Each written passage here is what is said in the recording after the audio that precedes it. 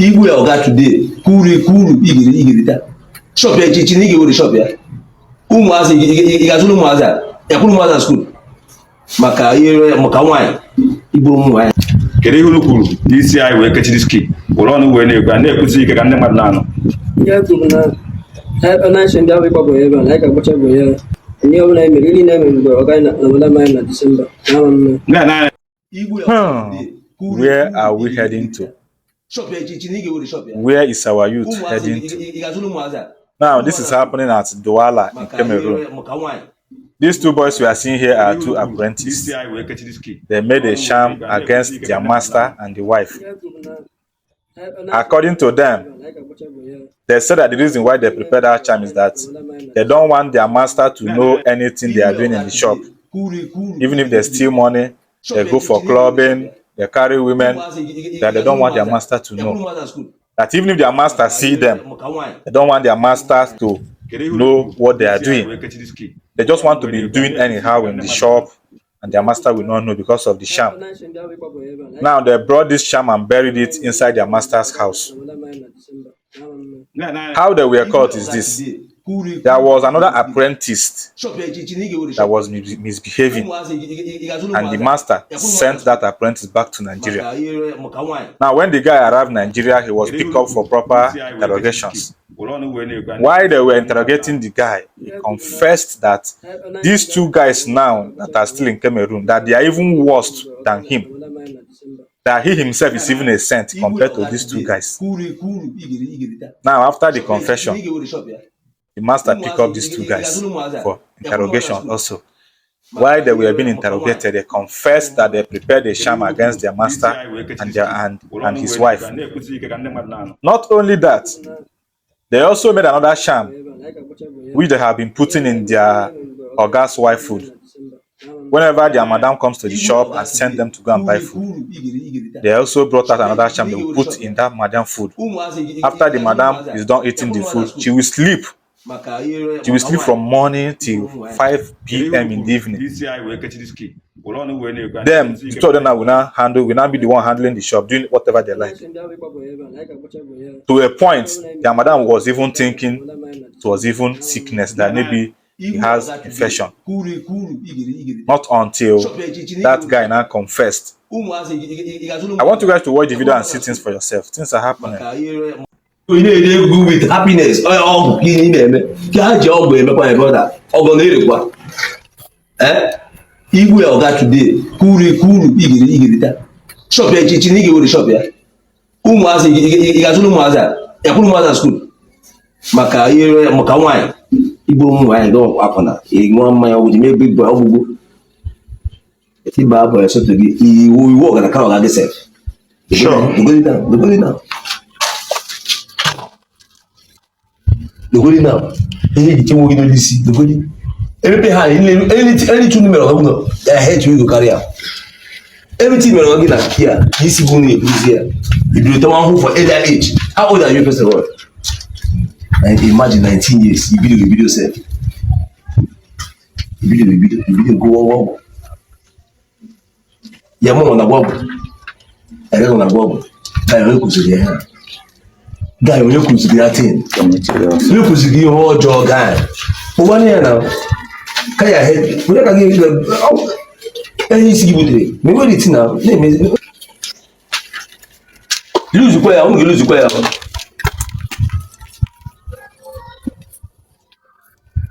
Lose the goal, lose here, Lily. Oga, lose here. Lose here. We are brother. You go see we are brother, but I know you go.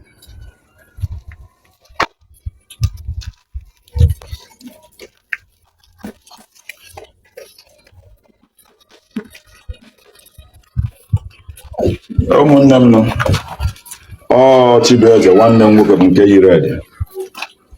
Ihe a bụ kii ha ji gwọrọ chi ha n'aka ha, ọ bụ na ọ bụrụ nwa bụ Uchenna mụ na ezinụlọ m.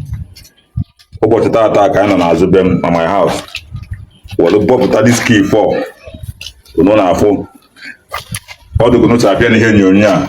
Ha na-abụ jie n'aka Chibueze na Chigozie, ha ji ya n'aka were atọpe dị ụdọ n'okwu ọjọọ ihe ha kwuru na Kia n'ihe gbasara isi ya na ọ bụrụ isi nwa bụ Uchenna. So tata so onu wee kene Chukwunna maka na adịkwa nka mụ na ezinụlọ gwara ọya mụrụ ọfụ again. Mgbe na-asị dat na onye ọbụla mere ihe n'ụwa na ihe ha eme were ekene Chukwunna n'isi m na ezinụlọ m nọ by Chukwunna ihe isi liberation maka na ọ dị n'ezi. Ekene m unu. Chibueze tisi n'elu bụ ntị isi elu ka ihe ya agwa ọha na eze ụmụnne ikwu na ibe n'ihe gbasara Kia agbụ nna atọ. Kedu ihe ihu kwuru wee kechi Kia? Kedu ihe unu kwuru n'isi anyị wee kechi diski were ọnụ wee na-ekwu na-ekwusi ike ka ndị mmadụ na-anụ? Ihe kwuru na ebe na-achị ndị ahụ ịkpọbụ ebe a na anyị ga-agbacha bụ ya ememme bụ ebe na ndị ọbụla emere ili na-eme mgbe ọ gaghị na obodo anyị na Disemba na-ama mma na-ene kamera anya na-ama mma maka onye kwuru kehun mechekwa Chigozie kedu unu mesịrị? ya na-asị Chibueze wee nteghere na-azụlata aja ya mesịrị. yes fone ha nwoke chi Kia unu mesịrị ka unu kwuru elu Kia fone gbochisi ya otu a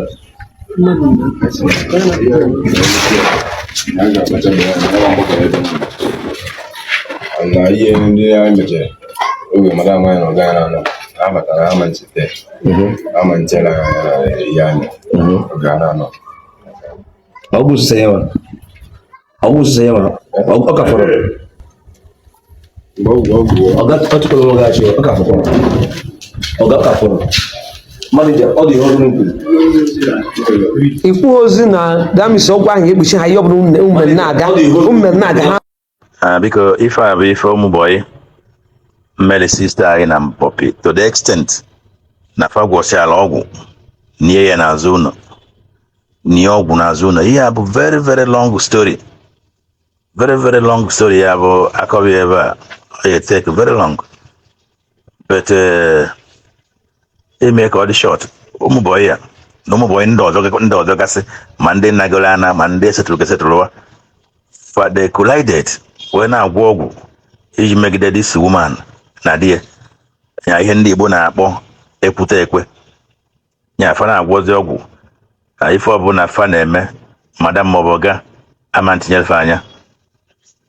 So ka Chineke si bụrụ Chineke ma nke mesiela akpọ nna ya na Naijiria oluzie Naijiria wee mitie ife ka ife wee nọ Naijiria wee reveal be wee confess be ife fa na-eme na Douala na etu apụnatagịrị na Naijiria na ndị nọ na Douala fọrọ afọ 2 boy na fa dịkwa more worse than him na ya nwebekwara ife nya mere to compare with ndị anwa nọ na Douala wee kwubezie na ọ nwekwara ọgwụ fa gwọrọ enyi n'azụ ụlọ na ọgwụ anwa bụ against the family, the wife and the husband. So thank God for Chineke jere kpọta ndị ekpere na Douala ebe a na ya dị ebe si ekpere wee gwube anyị wee gwupụta ife unu fosịrị na mbụki eji gbachichi ihe n'aka ha. So gbachisie so dibịa na-agwọ dị ọgwụ a na-akwụrụ ụgwọ onye dukwana ha ejebe dibịa money. So many stories so this thing a na-akọ plenty of money. So ịmana m kwuru si na okwu m ekwu na mma drop ya to about 3 sets of people. Nwaanyị ama sister ya na Mpopi fa gwọchara ọgwụ na-emekwu different in practical fata isieri ọgwụ na nni. This woman pụtara ahịa fa etinyere ọgwụ na nni egotara ya nni ụtụmọnụ ehihie. This woman rise nni ọ ya larịgoro ụra na shade ọkwa 5 mgbede ya 5 eji emechi ya ọ pụta ka egotara ya nni ọnụmanụ Martin mgbe ya egotara madam maọbụ ọga nni madam riche ha na nni ha maka ebikọ ebe madam na-anọ na Mpopi bụ naanị madam na ụmụbọyị di ya na-anọ na different place fa wee na-eme this woman ọ lara ụla fa enwerizie shop fa enwerizie business fa control bezie na-amaghị ndị gị nke fa control go n'otu because madam according to domestic work madam ya been at least a bit late by 8 o'clock or more. So umuaka mechagoro here mere from 7 to 8 or more than that. Ozoro ha. Madam bịakwa fe jegotere ya ndị tinye ma no cocaine no bụ no gay goof ka na-etinye na nri madam alarụ madam ya alarụ godo ụlọ akwa 5 mgbede. So madam mekataza complain ebe na ụlọ anyị na-alarụ no ihe nkwere ike ịbụ sickness yo. So madam was also complaining in her own side. Chineke na-arụkwa ọrụ ọ na-arụ na the other side until these children are being caught. Things fa na-eme, they revealed, they opened. This madam Nadia wee catch ya. So ihe na-akwado ikwu bụ number 1. Nke a bụ no fa na-eme madam ọlarụ ụla. But nwoke na-abịa ahịa, nwoke bịa ahịa by 8 o'clock. Onwekwa ndị na-abịa ahịa by 7 o. Ịbịa ahịa by 7. Ebe ya enweta onwe ike nọ na shop kwa 8 o'clock or 9 o move ebe ya enweta ebe a na-agba njakịrị Chelsea sị, Inter Milan asị, Man U asị, Man City asị. Onwe ike na ebe a kpagide nkata bọọlụ magide njakịrị bọọlụ kwa 1 ehihie. Agụgwa ya ojerie na olisi na-epụta ebido kwa nkata. Onwe ndị nọ na shop, o nwere ndị mere eme na fada nọ na shade ha, and ha esi nọ na shop. Ọ bụrụ na ị nwere ezigbo boy no more. Hey, sit down na shade. You nwere ezigbo boy no more. O nwere oge ada abịa ahịa n'oge. Nwanne na-abịa afịa n'oge, ọ bịakwa abịa, o jewara. Ọ da-adịzi after. Nke ha marakwa na ife emere eme na ọ bụ na ife ọga ma ụma eme. Ọ ga na-enjoy bọọlụ, ọ njakịrị, ọ Buhari asị, Obasanjo asị, anyị akọgide akọ politics. Ehihie apụ. Oge ị nọ 2 or 3 hours na outside ebe na-akpa nkata every day. Ndị na-azụ ahịa bụ ụmụ nwanyị nwere controls business. Mfa na-edepụta. Fa nwere ike je bute ahịa sef, bute ahịa n'ebe ọ na nke shop onye ọzọ lee. Gba nza mana ebujekwuru onye ahịa ego wara ngwa ahịa ahụ ị nwere na shade.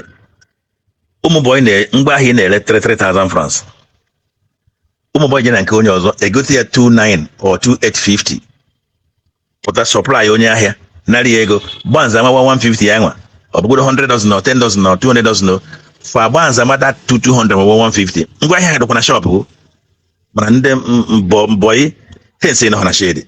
So eje bute na nke onye ọzọ lee je nye onye ahịa ego were 10,000 dị na-enu ya ma 15,000. Kerie nke ga dọrọ because na ebe a na-ama njakịrị, because na ebe a na-akpa nkata, because na wherever you are. Ọ bụrụkwa na ijelu uno na ịnọdụela ịnọ n'ahịa safe n'oke mkpagharị. Mụ boy ya abụrụzie ọga nke nwa abụrụ nwa boy. Enwere so many mistakes ndị ọga na-eme na nwa boy abụrụ ajọ mmadụ from benna ya ọbịa mbọpị fa confuse ya so etinye na ihe a na-arụ obido mebe ihe ọjọọ because you are not always steady in the shop. Ọ bụrụ na nwoke ama apụ na shop ya but no boy ma na ịdanụ ya. That is number 1. Nke ịbụ abụrụ ụmụ boy. I'm very sorry na boy na ihe a na-ekwu na boy anọghọ na forum but they may hear it.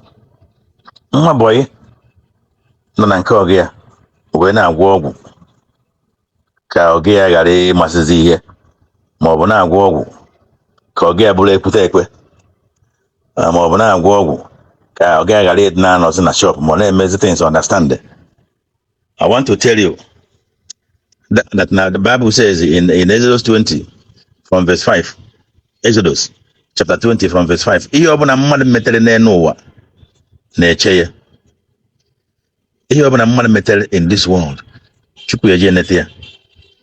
Ọ bụrụ na ị na-eme ụdị ihe a ada ekwuzi okwu nwa boy nọ na nke ọga ya o sevugide ego o nwere ike ịbụ na ọ gaghị ego o ji azụ ahịa erughị 10 million mana before ị nọcha 6-7 years na nke ọ gaghị esepụtacha 5 million. Even more than that. I have 10 million annual. I am talking to my boy. I want to put Ezekiel 18.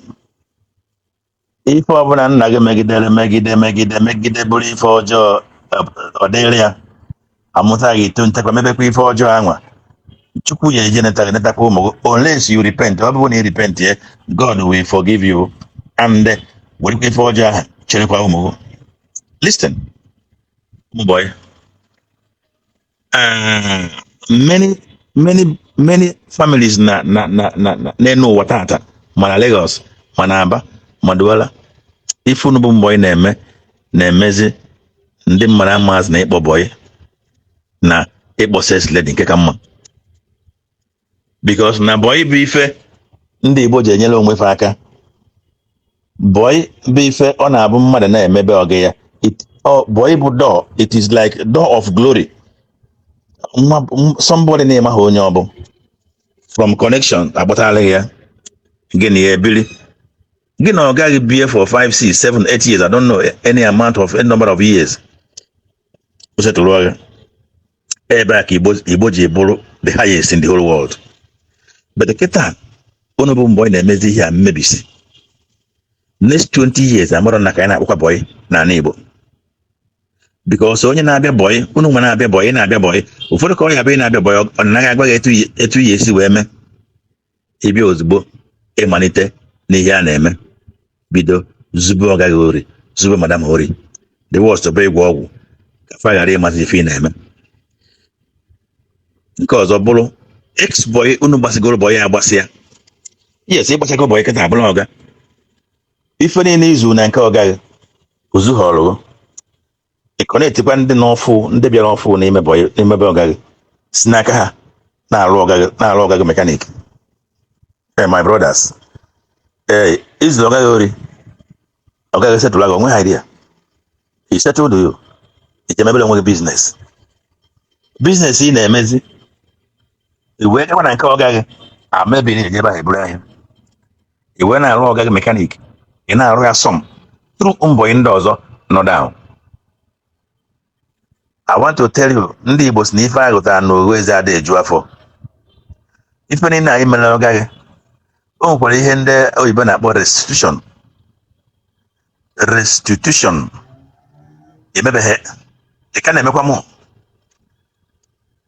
onwe ka esi jide nwa bọyị n'ife ọ na-emebe ọga ya aka ex boy adịa ex servant aka ya adịa settlements ife niile mere ọgaghị ibesiri ọgaghị mkpụrụ aka na-abụ mkpụrụ aka ya na-abụ aka ya na-abụ nwa ezi mkpụrụ aka ozu họrọ ị nọ na ya shop wee na-ebesisi ya mkpụrụ ụkwụ ka mkpụrụ ụkwụ ya ka ọ gaghị bụ ozu ya ngwụrọ. O nwere ife zoro ezo n'okpuru anyanwụ. Ụfọdụ ndị traders today ọ gaghị esetụlụgo for more than 10 years ije nụọ nwaanyị ma 15 years 12 years ekogo 30 years n'enu ụwa ije nụọ nwaanyị. Ụfọdụ nọ n'afụfụ after marriage, ụfọdụ nọ n'afụ before marriage. O nwere ike ọ gaghị esetụlụ gị nye gị 1 million ma 2 ma 3 ma 1.5 I don't know any amount ibido business bute ego ise fụta itinye adị ya na ya ịzụ azụ obu maybe after 3 or 5 or 6 10 years obido reduce be because ajụ ego dị na business gị. A sị na Igbo na nwoke na-ada ugboro isaa kune ugboro isaa but onye ya ada ugboro isaa kune ugboro isaa bụ onye aka ya dị ọcha. Ọ bụ na aka ya adịghị ọcha ịda ha na no more ebe anyị nwetaghị ebe na-ele odu moto na park because ife imetere ka na-eche gị ọkwa emechaa ọ dịla ụmụ. Enwere so many homes today akpara ego ndị mmadụ nwụọ but the family nwere onye nọ ya ndị mmadụ nọkwa ya ọ mụtara ụmụ isaa 7 men but there are 7 empty men, there are 3 empty men, there are 4 empty men. Ụmụaka ha dị empty but aka ha dị ọcha complete mana ihe nna ha mechara na-eso ha says the Bible. O nwere ife menwuru ya na-abụrụ confession and a restitution from those boys. Nna family ife ọjọọ dotere ife ọbụla bụ ife imetere bụ ihe ọma na-eche gị. Ife ọbụla bụ ife imetere bụ ife ọjọọ na-eche gị. O nwere nke imere ka ọ bụrụ ihe efu. Ihe ọma iyeri uru ya, ihe ọjọọ iyeri uru ya. Ihe na-ewuzi kịta bụ nwa bọyị bịaba bọyị at times ndị papa parents ya enye account number ebe ọ na-akwụnye ụgwọ which means before na-abịa bọyị ọ gị ya nna ya agwago ihe ọ ya eme. At times nne ya ma ngwe ya ọ bịara ebe a ọ bịara na bọyị mana Aba mana Ọnịcha mana Lagos ma ọ bụ na Kano or Enugu or whatever. Probably have no manage business. Organize, anyone has one here. Organize 7, anyone has 7 here. Oga nwere ike ịzụ ahịa for 10 good within 10 years interval. O nwere ife ya mepụta. And ọ na-agba mbọ a na-ele ahịa. Ọ na-agba mbọ business na-aga, but o nwere ife o mepụtara. And not cause of mbọ ya na nọ that very moment. That very time mbọ ya na ya nọ. Ofu ma ịbọ na-arụ ya some. Na-arụ ya mekanik dị egwu. Ifu na ị na-hustle, na ị na-eje ahịa, na-abata every week ị nọ n'ilo. Every 1 month ijere ahịa ugboro 3. Mana nothing for a period of 5, 7, 8 years, 10 years now. O nwere ife imetele. O nwere nwa boy gị ma ọ boy gị na-arụ ụsọ. Ya ka o ji adị mma mgbe ụfọdụ mmadụ mara Chukwu. Because this sister here, here's all her bụ Jesus Christ. By the grace of God, Jesus saved them. Ụfọdụ n'ime anyị emego mistake. Mmenuga ya oke. Ọ bụrụ ife mmekwu bezi here. Ụbọchị mmekwu okwu mkwukodozie ife ndị ọzọ. O nwere ofu enyi m nwoke kọrọ m akọ some time ago na nwa boy ya gwọchara ya ọgwụ to the extent na the nwa boy na-abata na room ya na madam ya na ọ na bed ebe fa na-akpa nkata ya wezie this boy as ọga ya. This boy bata na room ha ya na-akpa nkata ọ nọ n'elu bed ya dina na bed were azụ dina na bed ya gbachie nkịta na room dị na nwunye ọ rapụrụ room boy bịa na room madam na ọga ọ dị ebe anwa fa na-akpa nkata. Just imagine the man amaghị onwe until one day the day that it was revealed akwa ọkụkọ tiwa this man wee saa anya wee tie mgbu. So when you are in the hands of a child of God one day ụfọdụ na-abụ boy o nwere ifu mbọ ya na-emezi kịta. Ụfọdụ na-aba na gang dịgasị iche iche baa na club dịgasị iche iche ọ ka na-agbakwa boy na ke na ebe ife a ga-eri dị ndị Igbo na-akwado ilu glory eji wee mara ndị Igbo. Mụ nwa na-ekwu ife a now ọ bụrụ na ọ bụrụ boy I wouldn't have come to Cameroon. Or that possible. All because of boy somebody wee kpọrọ m bịa township wee switch him on into business and they switch we go many boys and those many boys in they switch when again many boys and they try to say rotate but anyị nwa bụ Igbo na-emechisikwa na ife emechi o. Anyị mechie ije boy ịkpọ boy kedu ka ndị onwe ka ọha kedu ka fa ya etu ekiri na Igbo. I bido ịkpọ sales ladies and the workers a na-akwụ ụgwọ n'ọnwa kedu na ka ụmụaka enwere onye ya enyefa kedu ka fa ya esi wetu ntị na Igbo. Ndị Igbo ka o wee ka na anyị mma ka anyị chigha n'azụ to etu anyị si eme ya mbụ. Ịbịa bụ ọgaghị hapụ ego ọgaghị onye nọcha number of years ya nọ ego ọnụ ọbụla ọgaghị nyere gị gọzie gị kpere gị ekpere oye bụ ụmụ osogbu ụmụrụ mụnwa ọ bụrụ millions enyere gị bụ problem nọ obi eji wee nye gị ya and ọ gaghị nyekwa gị millions enwe no matter the amount ebe jezie ebe isevụrụ ego wepụta nke ahụ isevụ tinye ọ bụrụ mmadụ ịmụ ya ọkụ na fuel mmadụ na-aga n'ụzọ Kayabasị ọga gwara m na ya na-aga n'ụzọ Kayabasị pụtafu ebe enwere nsogbu ya kwụsị ya n'anya n'etiti ebe ha na-adụ ka na-anọ ọgụ ọ bụrụ nwa boy ya ọ bụrụkwa nwa boy setụrụ na nwa boy nọ na shade ya na ya amaghị oge o ji wepụ o wee bụ na anụ enwe nsogbu o wee bụ na nwa boy ya na onye ọzọ nwee problem dollar the man wee jide nwa boy ya na trouser natagwegode $600 nwa boy ahụ ji eji a na-ebu agha ya wute ụmụ boy ndị ọzọ narị and money tii na pocket wee bubezie agha wee busobezie nwa boy agha ma ndị ọzọ gasịzi wee ntapa nwa boy ya ego wee na-anatara ya ma nke ndị mmadụ save mana the sport na Kayabasị $600 nwa boy nọ na ọgị ya adaje obodo oyibo ọgị ya makwa ihe bụ dọla ọgị ya na-emekwara nwe local business mana nwa boy na-agbanwe ego na dọla na euro. So obodo